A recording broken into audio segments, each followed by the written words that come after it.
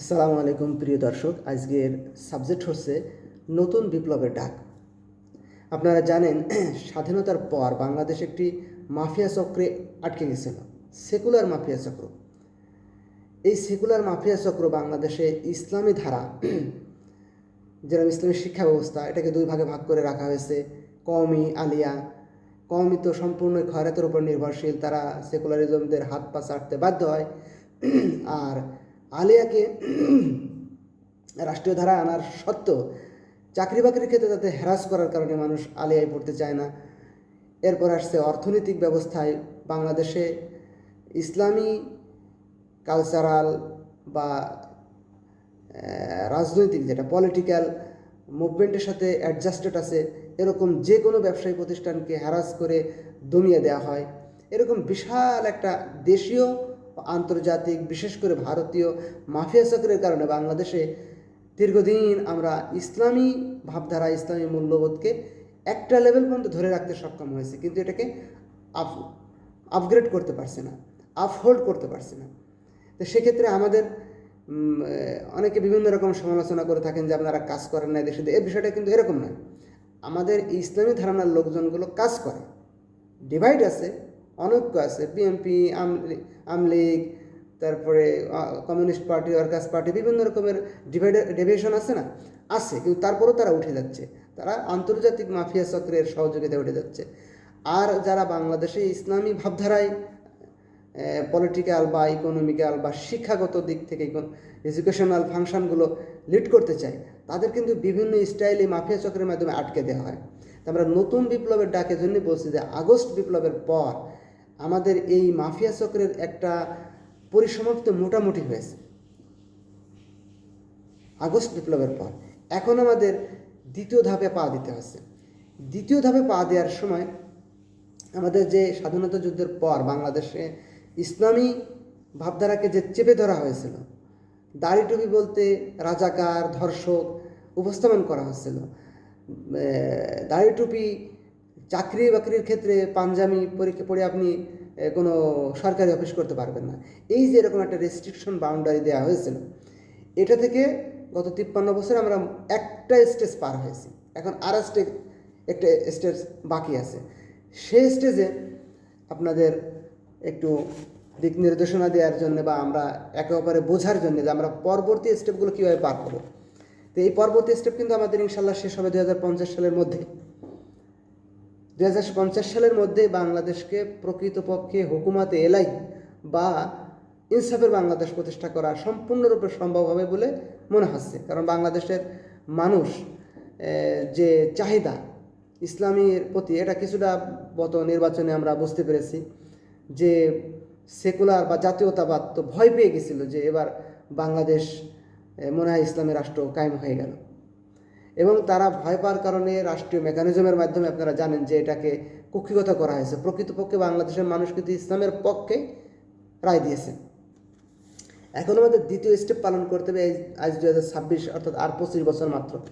এই 25 বছরের মাঝে অনেক উত্থান পতন হতে আল্লাহ রাব্বুল আলামিন হয়তো খুশি হলে অনেক আগেও দিতে পারে, 30-এর ভিতরে দিতে পারে, 35-এর ভিতরে দিতে পারে, কিন্তু 40-50 সাল আছে আমাদের রেড লাইন, এর ভিতরে ইনশাল্লাহ কভার হবে। তো এই নতুন বিপ্লবের যে আমাদের সূচনা আজ থেকে শুরু হবে। আজ আপনারা দেখছেন 4 তারিখে জামাতকে, শিবিরকে বেদমভাবে সারা দেশে প্রহার করার পর আজ এনসিপিকে শরীয়তপুরে কিভাবে মারা হয়েছে, জুলাই যোদ্ধাদের, জুলাই শহীদ পরিবারদের মারা হয়েছে।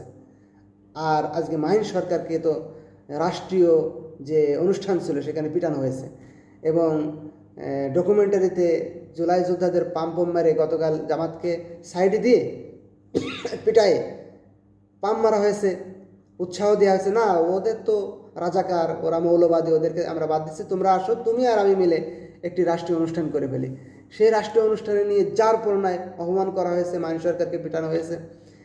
এই জন্যে বাংলাদেশে যারা ইনসাফের বাংলাদেশ গড়তে চান তাদের জন্যে জাতীয়তাবাদ এবং ধর্মনিরপেক্ষতা, এটা সম্পূর্ণরূপে আমেরিকা এবং ইসরায়েল আর ভারতের প্রোপাগান্ডার একটা অংশ। সুতরাং এর থেকে আমাদের ধীরে ধীরে বেরিয়ে আসতে হবে, কিন্তু আমাদের চয়েস ফার্স্ট করতে হয়। অর্থাৎ আমাদের প্রথমে কাকে চয়েস করবো। যেরকম আমরা এমন একটা প্রাণী যে আমরা ইচ্ছা করলে একটা কুকুরের মোকাবেলায় খালি হাতে পারি না, তখন আমাদের একটা অস্ত্র হাতে নিতে হয়, অথবা আমাদের আরেকটা কুকুর, আমার পোষা কুকুর যেটা আমার, তাকে মোকাবেলা করার জন্য ব্যবহার করতে হয়। তো ঠিক এরকম আমরা রাজনৈতিক অঙ্গনে চয়েস ফার্স্ট করতে হয়, অর্থাৎ আমরা অনেকগুলো সেকুলারিজম শক্তি আমাদের সামনে আছে, কিন্তু আমরা কোনটাকে প্রথমে শেষ করব, তারপরে কোনটাকে শেষ করব, এটা একটা চয়েস ফার্স্ট করতে হয়। দ্বিতীয় পর্যায়ে আমরা 2050 সালের ভিতরে বাংলাদেশের অনেকগুলো সেকুলারিজম কাঠামোকে ধ্বংস করতে হবে। তার ভিতরে আজকে আমরা একটা বিষয়ে নতুন বিপ্লবের ডাক 2026 5 আগস্ট থেকে যেটা শুরু করলাম, সেটার প্রথম ফাংশনগুলো আমরা বোঝার চেষ্টা করব। বাংলাদেশে সেকুলারিজমের ধারক বাহক, সেকুলারিজমের মাফিয়া চক্রের যে ডিলারশিপ, এটা কিন্তু ডেইলি স্টার এবং প্রথম আলো, এটা সফটভাবে তৈরি করে। ডেইলি স্টার, প্রথম আলো, এটা কিন্তু শুধু মিডিয়া না, এর বিভিন্ন ব্যবসায়ী শিল্প প্রতিষ্ঠানও আছে, আমরা সেগুলো চেনার চেষ্টা করব। আমরা আজ থেকে বয়কট আমাদের একটা গুরুত্বপূর্ণ হাতিয়ার, আমরা বয়কট করব ডেইলি স্টার এবং প্রথম আলোকে। এর বয়কট আমাদের আগে শুরু হয়েছে, কিন্তু আরও কিছু প্রতিষ্ঠান এদের সাথে জড়িত আছে, যেগুলোকে বয়কট করা জরুরি। এবং এটা আমাদের নতুন বিপ্লবের 2026 5 আগস্ট শুরু হবে। তার ভিতরে মিডিয়া ব্লাস্টার গ্রুপের ডেইলি স্টার ও প্রথম আলোর প্রতিষ্ঠানগুলো আপনাদের সামনে একটু তুলে ধরছি সংক্ষেপে। মিডিয়া প্রতিষ্ঠান আছে কিশোর আলো, এটা মাসিক ম্যাগাজিন, বিজ্ঞান বিচিত্রা, এটা মাসিক, এবিসি রেডিও এবং চরকি। মাল্টি চ্যানেল নেটওয়ার্ক একটা প্ল্যাটফর্ম, মিডিয়া প্ল্যাটফর্ম, এটা বাংলাদেশে যারা সেকুলার মিডিয়া পরিচালনা করে, এরপরে ইসলাম বিদ্বেষী কন্টেন্ট ক্রিয়েট করে ইউটিউবে, ফেসবুকে, তাদেরকে afford, promote, monetization, channel optimization, copyright management, এগুলো করে সহযোগিতা করে। সুতরাং আমরা এটাকে মোকাবেলা কীভাবে করব? ডেইলি স্টার, প্রথম আলো আমরা বয়কট করলে মোকাবেলা হলো, কিন্তু ইউটিউব, ফেসবুকে যারা আমরা Islamic content monetization, content create করে, তাদেরকে যদি আমরা ওদের উপরে রাখতে হয়, তাহলে আমাদের উপায় কী? একমাত্র উপায় এখানেও আমাদের বয়কট পদ্ধতি, সেটা হচ্ছে যে আমরা যারা ইনসাফের বাংলাদেশ চাই, হুকুমতে ইলাহির বাংলাদেশ চাই, তারা আমরা কখনোই সেকুলারিজমের কোনো মিডিয়া সাবস্ক্রাইব করব না। এবং আমরা আমাদের কন্টেন্ট মনিটাইজেশন, কপিরাইট ম্যানেজমেন্ট এবং অপটিমাইজেশন, চ্যানেল অপটিমাইজেশনের জন্য আমরা MCN এর সহযোগিতা নিব না। আমরা আমাদের নিজেদের মধ্যে সাবস্ক্রিপশন এবং ট্যাগিংয়ের মাধ্যমে আমরা একে অপরে এগিয়ে যাব। ট্রান্সকম গ্রুপের অন্যান্য প্রতিষ্ঠানগুলোর ব্যাপারে আপনাদের কিছু দেব, নির্দেশনা, নাম শোনাবো। সেগুলো হচ্ছে SKF ফার্মা, এটাকে বাদ দিতে হবে, SKF ফার্মা। তারপরে স্কোয়ার, এর যে কোনো প্রোডাক্ট, SKF এবং স্কোয়ার দুটা আপাতত আপনাদের, আমরা একটা জিনিস মনে রাখতে হবে, আমাদের চয়েস ফার্স্ট, আমরা কোনটা আগে চয়েস করব। আমাদের শত্রু অনেক আছে, কিন্তু আমরা আপাতত স্কোয়ার এবং SKF, এই দুইটা ওষুধ কোম্পানি আমরা বয়কট করব। এরপরে আমাদের যে পানীয়র ভিতরে আছে পেপসিকো, 7 আপ, মিরিন্ডা এবং aquafina, পেপসিকো, 7 আপ, মিরিন্ডা এবং aquafina। এরপর আছে যে শিশু খাদ্যের ভিতরে লেজ, কুরকুরি। তারপরে যে অভিজাত খাদ্যের ভিতরে KFC এবং পিৎজা হাট।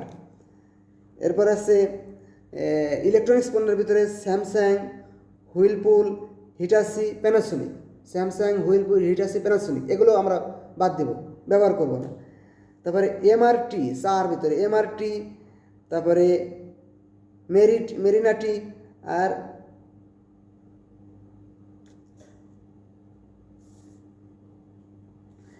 এরপর আসছে মেরিল,